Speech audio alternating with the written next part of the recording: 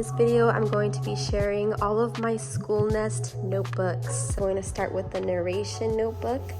I think this cover is so beautiful. They have a lot of variety of colors that are just plain. So it'll just be like plain green, plain blue, plain red, all over. But I just really like the different notebooks that have the designs on them. So this is the one that I chose. This notebook is where he will put all his narrations, but there's also space for him to draw.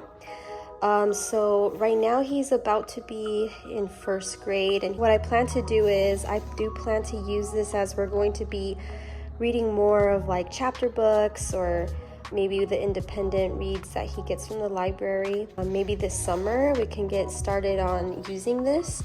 So this is what it looks like on the inside. This is the first page here. It starts with a table of contents. So at the bottom there are page numbers, nice and faint, but you can put that page number and then the book or topic that you discuss or that you used on that page. So that's nice to be able to find it quickly. If you remember you did a certain book but you just don't remember what page it's on, you can find it quickly. They have a few of these pages of table of contents because this is a pretty long book. Let's see how many pages total. It says on the front, let me see. 100 sheets, there you go. Okay, so there's a few of those, and then it starts with the narration pages. So there you can put the book title on top with the date, and then this whole top section, top half, is where he can put an illustration, and then the bottom half is the narration. I like how thin these are because the grade that he's in right now, kindergarten, first grade, these have like really thick lines, but I like how thin they are because I want him to practice writing a little smaller, so that'll be nice. Narration is something that I think would be such a great tool to use because it really helps them with their memory, it helps them focus, it helps them with the retention of what they're listening to or what they're reading. Even if it's just a picture, they're thinking about what they read, they're drawing main points of the story, and I just think that's going to be really good for him. So I really look forward to using this. And then of course, since there's just so many pages, this can last him quite a while. Maybe all of elementary school years, because I don't want him to use this for every single book he reads. I want him to enjoy reading without making it feel like schoolwork. But at least he can use this maybe for all of elementary school, and then I could get him a new notebook for when he's older. So that's the narration notebook, and then here's the back. It's just so beautiful. I love woodland. I love this theme. If I go to the very last page, I believe there's just to get an idea of how you can use it. So they put Anne of Green Gables, and here's like an illustration, really simple, really cute. And then they put like a note here to look up this island on a map, and then this is the narration. This is the beginning of the story, and then these are the characters. That's a nice touch. So yeah, that's a good idea of how you can use this book. And here, if you want to just screenshot that right now, go ahead and you can find it easily. Find this website. Beautiful. The next notebook I got is a nature notebook. This is something that I was thinking to definitely use every summer now that, you know, he'll have his break from all the academic stuff, especially because more than likely in the summertime is when we'll be traveling or when we'll go take our hikes or go camping, things like that, go to the beach. And so it's a diary of observations. Starts with a table of contents. So pages 4 and 5 is an introduction, which is really nice. I'll go into that in a second. Page 7 is a temperature tracker. 10 through 33 is a calendar of firsts. So it's just a list of the things you see and the dates. And then the rest of the book is the study pages, nature study pages. And then there's a section in the back, lists of observed species. And then the very end are notes that you can take down. So this is really nice. I'm not going to read it all, but this just kind of goes into, you know, the benefits of having a nature journal. Then it goes into how to use each layout. Or you can use this book. Here's a grid page, page of notes, and here's 1-year temperature tracker. So you can fill it in with the colors you want to use to track hot and cold. Here's also the color key. This page, it says it's another page of notes. And this is a nice quote page from Charlotte Mason. Nice quote there. Here's the calendar of firsts. Here's where you can put the date and then what you observe. You can even put the month up here. And there's a few of these pages. Okay, so this is the first page we used. We got that caterpillar to butterfly kit. And so I drew this. This is a caterpillar, and my son drew that. He kind of tried to copy me. And then I wrote down what I observed, and I told him to write whatever he wanted. He wrote the caterpillars move a lot. I actually wrote the opposite, which is funny. I wrote that they're mostly still, don't make much movement. But sometimes they did, actually. Sometimes they were very active and squiggly. But yeah, this was just a nice way to get started.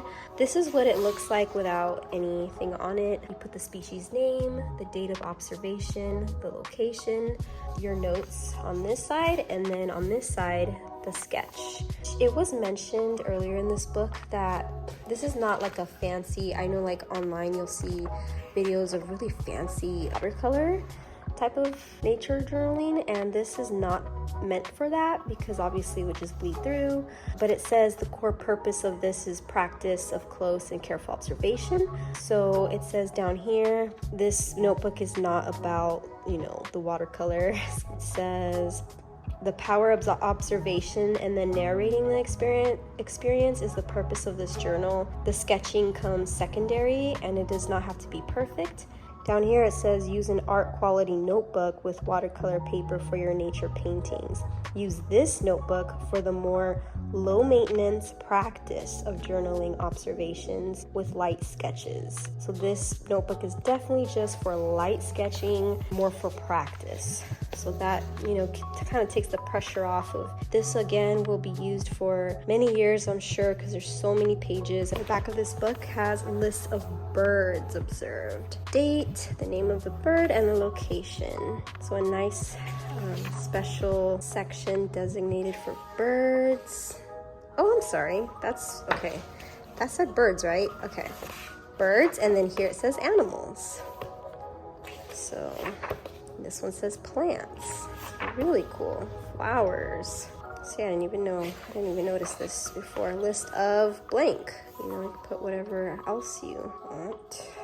And then in the very, very back is just more pages for notes. And that's it for the nature journal. The next notebook I got was the science notebook. I think this is a good time to note that I did not get a math book. I think math is the only subject I didn't get. Language arts in itself is not really like she doesn't have a language arts notebook. It's more like she has a spelling notebook, a vocabulary notebook, the narration one that I just showed you. And so I do plan to get those. I don't have the spelling or vocabulary ones, but those two I definitely am gonna get before the school year starts. And those books they don't have like a special design on them like these do. They're just gonna be plain colored ones. So I have to decide on what color I want, but I definitely want to get those as well.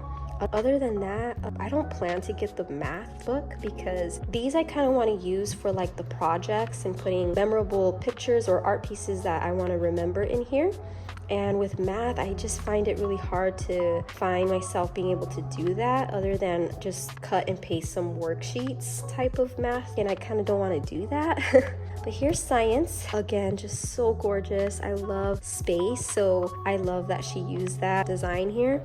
Here's the beautiful earth, and it's just beautiful artwork here. Now let's open this up. So the first page has a 1-year temperature tracker. So similar to the nature journal, it has the color key here.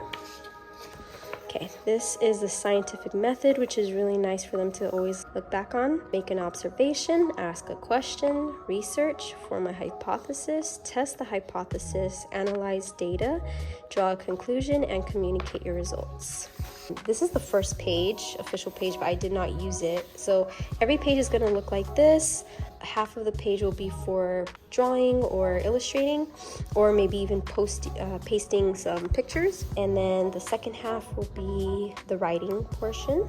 So for this notebook, I plan to use the elemental science curriculum. And so I did this at the beginning of his kindergarten year. I only used this once. So this is the one project that I wanted to remember. I thought it was so cool. He got to grow crystals, and so he made like crystal art, which he just kind of drew like a rock type of shape, and then he put glitter on it because crystals a lot of times they're like shiny and ruby and sapphire. We looked at pictures. Oh yeah, here's the pictures. This is what the ruby looks like, and this is what the sapphire looks like, so we kind of try to imitate those. I thought that was really cute of a art project. And then this is what the project was, which is really cool. Just overnight, this is what it looked like. But then this is what it looked like after 7 days. And then after about a week, look how much grew. And it looked better in person. Like, it just looked so cool. Almost like how in a cave, you know, like what's hanging upside down. That's what it looked like. Okay, so then I wrote this, what we did, but now that he's writing more, I'll probably have him write for the rest of the book. But we made our own crystals, you know, I just pretty much explained the project. And so this is what the rest of the book will look like, blank. On one side is the dotted grid paper, and then on this side is where it'll be blank on top, and the second half for writing down. Look how beautiful the back looks.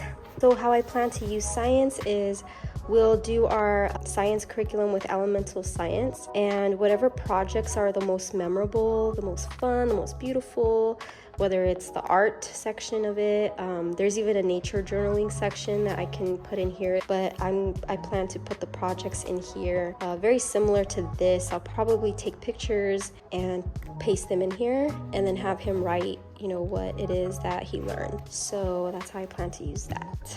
Now, next is the history notebook, and I also got a history timeline notebook. So I'll share how they're both a little different.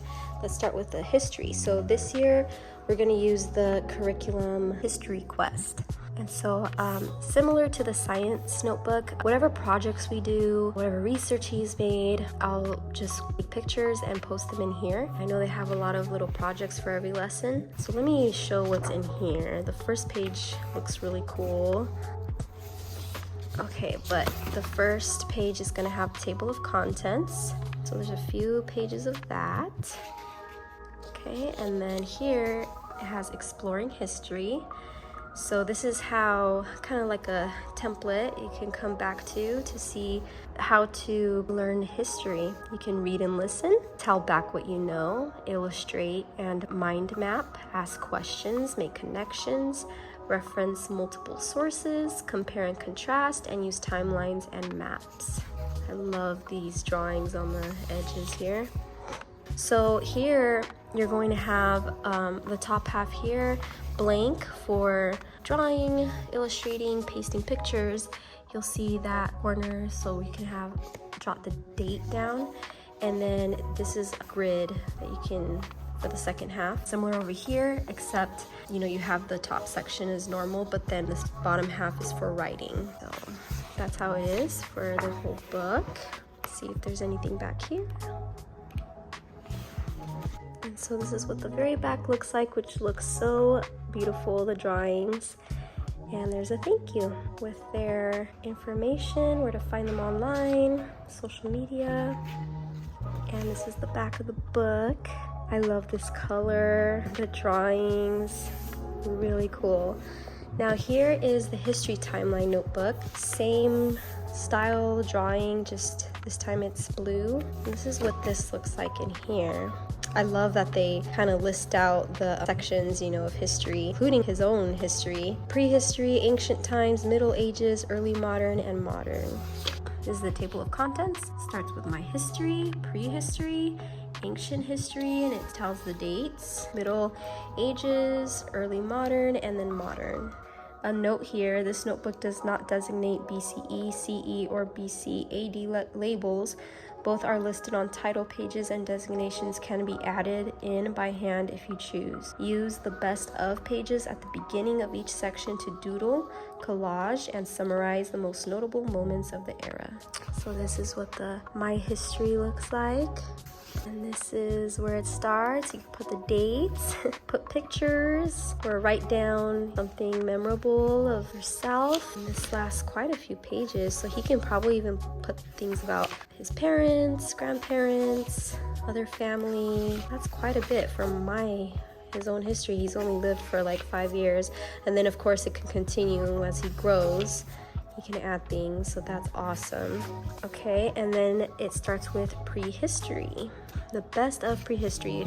So like it said, you can do like a collage or best of here in this section, and then you get started with the timeline. You can write in your own dates where you want to start. Then after prehistory is ancient times. Tells the dates here. It starts with that kind of like collage best of ancient times page, and then this time the dates are written in, but like it mentioned in the beginning, there's no like CE. You can write that in yourself. And then even on the corners, it's faster to reference the years that are here on the pages. And it's the Middle Ages. I love these pages too, that it's just blank and it has very clear and big what is to come. Another best of page here, and then the dates again. So it just continues that way till keep getting to the next section. Here's what the early modern times looks like. Best of, and the dates. Modern times, the dates here. Best of, and the dates. So he can use this as he grows. Then here's some questions that you can note down, a few pages of that, and then the end, the thank you page. So that is what I've gotten so far from Schoolnest Notebooks. So again, I do plan to get the vocabulary and the spelling notebook, so I can show that in a later video. So in a few months I'll be getting that. But so far this is what I have, and I'm so excited to continue to use these. If you have any questions or comments, go ahead and leave that for me. I'll leave a link, of course, of where you can find these. They're usually on Amazon, but as you've noticed in here, there's that website, but I'll leave all that information down below. And I hope you enjoyed that flip through of what these all contain in the contents. Thank you for watching. See you in my next video. Bye.